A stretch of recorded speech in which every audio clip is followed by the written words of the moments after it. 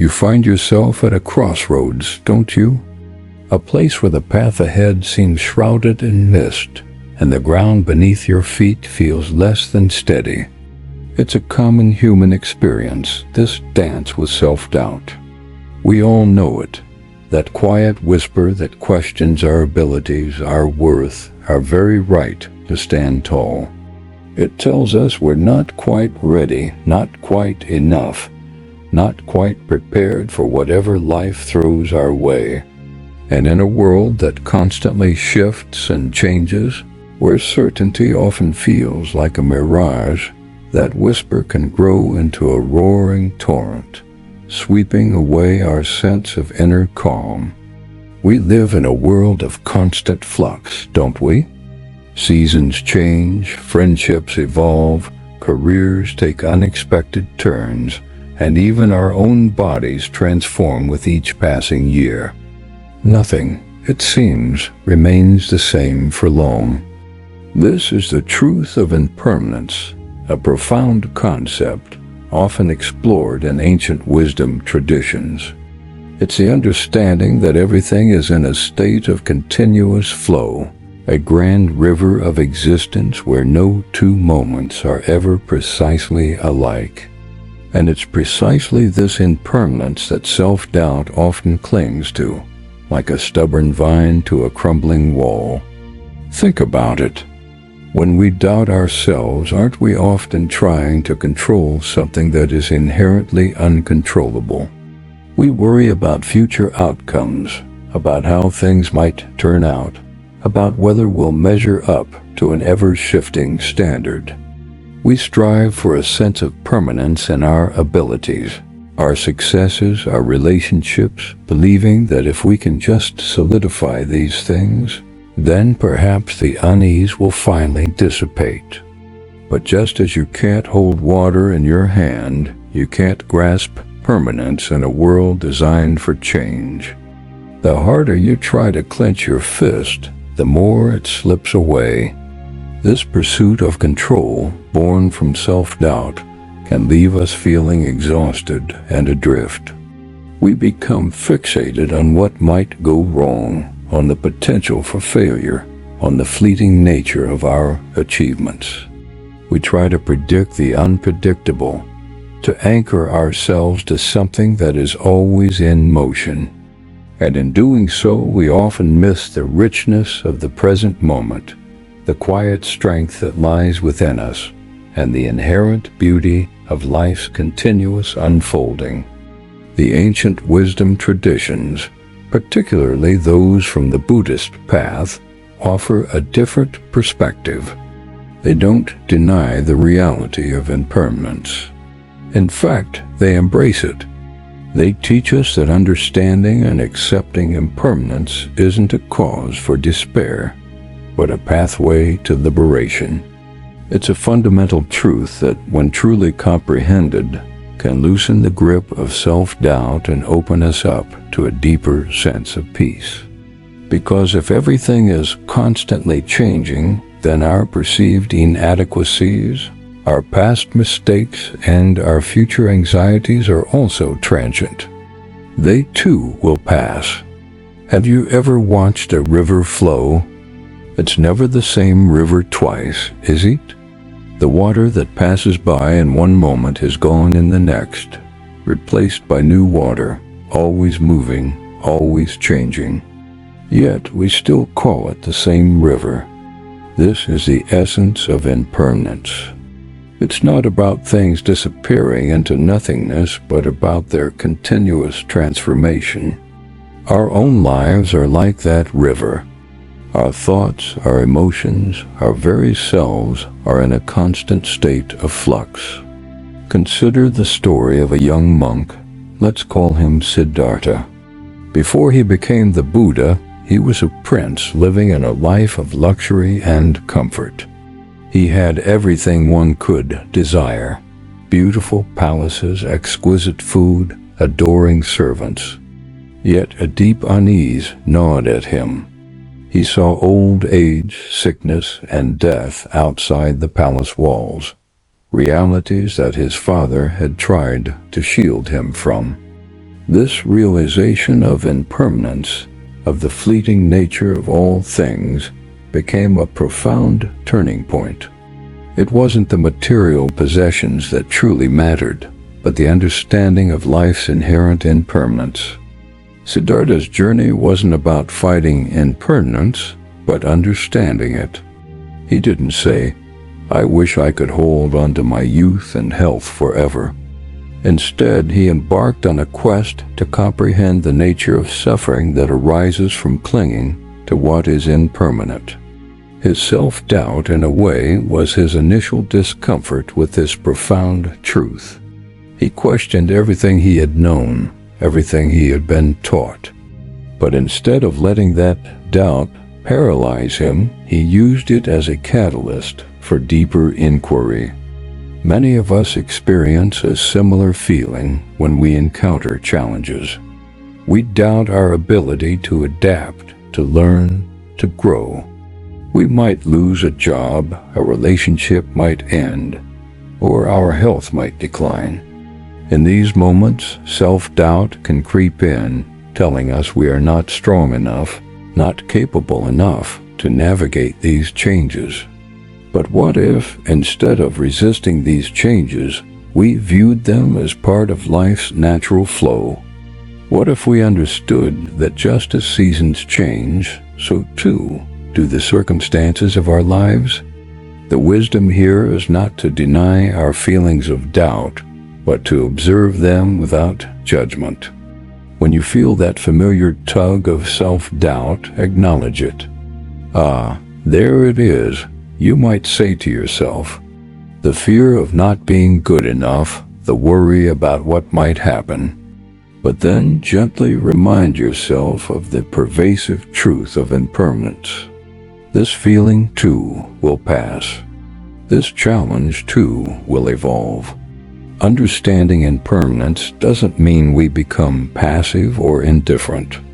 On the contrary, it can empower us. If everything is always changing, then so too are our limitations, our perceived failures, and our struggles. The very qualities we doubt in ourselves are not fixed and unchangeable. They are as fluid as the river, capable of transformation. This perspective can help us let go of the rigid expectations we place on ourselves and others, allowing for more flexibility and resilience in the face of life's inevitable shifts.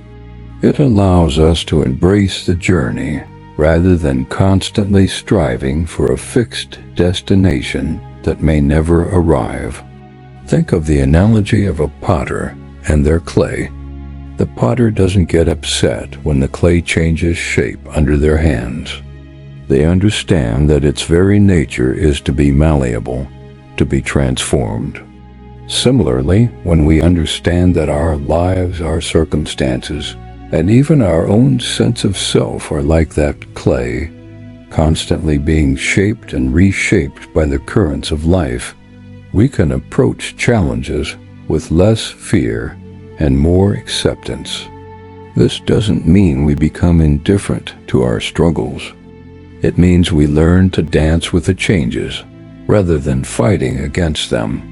When self-doubt whispers, "You can't do this, you're not good enough," the wisdom of impermanence offers a gentle counter-narrative. This feeling, like all feelings, is temporary, and your capacity to grow and adapt is boundless, just like life itself. The Buddhist teachings on impermanence are deeply intertwined with the concept of non-attachment. It's not about not caring for things or people, but about releasing our tight grip on them, understanding that clinging creates suffering.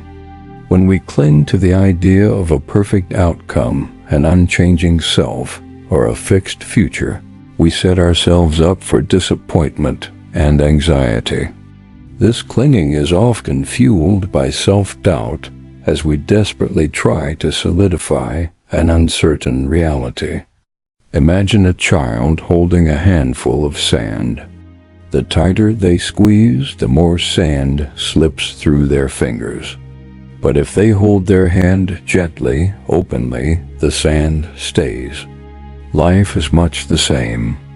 The more we try to control and grasp onto things out of fear or self-doubt, the more elusive they become, and the more internal distress we experience.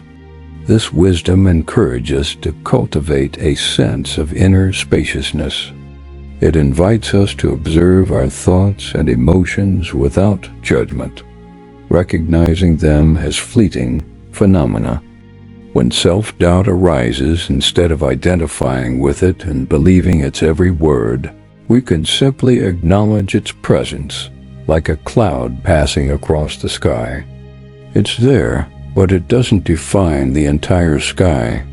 This practice of mindful observation, often called mindfulness, is a powerful antidote to self-doubt. By being present with what is, without resisting or clinging, we begin to see the true nature of impermanence, not as a threat, but as a source of liberation. We realize that if all things are changing, then the limitations we perceive in ourselves are also subject to change. This perspective allows for growth, for transformation, and for a deeper connection to the ever-unfolding journey of life. It helps us understand that self-doubt is simply a fear of change, a resistance to the very flow of existence. So how do we move forward from this place of self-doubt, especially when confronted with the vast ocean of impermanence? It begins with a subtle shift in perspective, a gentle turning towards acceptance. Instead of asking, "Why am I not good enough?" we can start asking, "How can I flow with what is?" One profound teaching from the Buddhist tradition encourages us to find our refuge not in external things that are constantly changing, but in the Buddha, the Dharma, and the Sangha. What does this mean in a practical sense for someone navigating modern life? Buddha here doesn't necessarily refer to a historical figure, but to our own inherent potential for awakening, for wisdom, and for clarity. It's the realization that within each of us lies a deep well of peace and understanding that is untouched by the fleeting nature of the world. When self-doubt tries to convince you that you are fundamentally flawed, turning to this inner Buddha means recognizing your innate worth and capacity for growth. It's remembering that while your skills or circumstances may change, your essential human dignity and potential for compassion remain constant. Dharma refers to the universal truths and principles of existence, like impermanence itself. It's the wisdom gleaned from observing how life actually works. When we lean into the Dharma, we learn to understand the patterns of suffering and the paths to liberation. For example, realizing that clinging to a particular outcome fuels anxiety, a truth of Dharma, can help us release our grip on control, thereby alleviating self-doubt. It's about aligning ourselves with the natural flow of life rather than resisting it.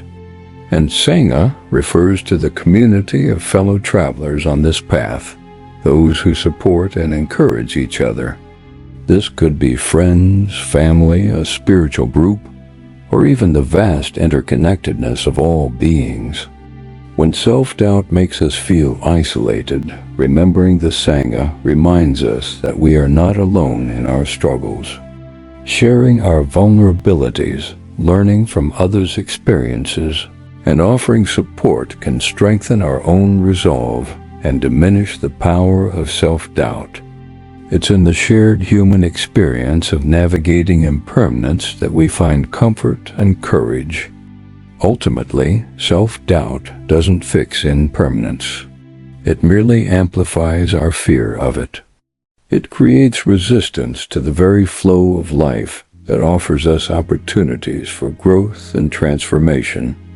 By embracing the truth of impermanence not as a threat, but as a fundamental aspect of reality, we can begin to loosen the knots of self-doubt.